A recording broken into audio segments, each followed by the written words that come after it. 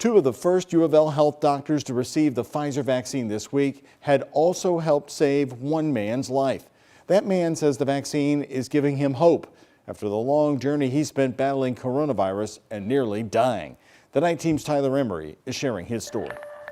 At just 34 years old, Andy Smith of Louisville spent 45 days in the hospital, including the ICU. But it's a rarely used treatment here at U of L Health's Jewish hospital that his family says is the reason he's alive today. A nightmare message from the hospital. Getting the call that he had 24 hours to live, that was pretty bad. Told her husband had a 50-50 chance to survive. He's a fighter, and I didn't believe that his journey was over yet. Andy Smith first found out he had contracted COVID-19 in August with mild symptoms that quickly escalated into 2 emergency room visits. And they told me I wasn't medically stable enough to get out of the bed, rest my lungs because my oxygen was dipping every time. Doctors told Andy his lungs were collapsing, and from there, his memory fades. And they told me, you had intubated, you'd been on the ventilator, you had to go through ECMO. I'm like, ECMO, what's that? I'd never heard of that. Andy's mom and his wife, Megan, saw news of a treatment called ECMO at U of L Health Jewish Hospital. His case was accepted, and he was immediately transferred. It's kind of a step of last resort. Dr. Victor Van Berkel oversaw Andy's treatment,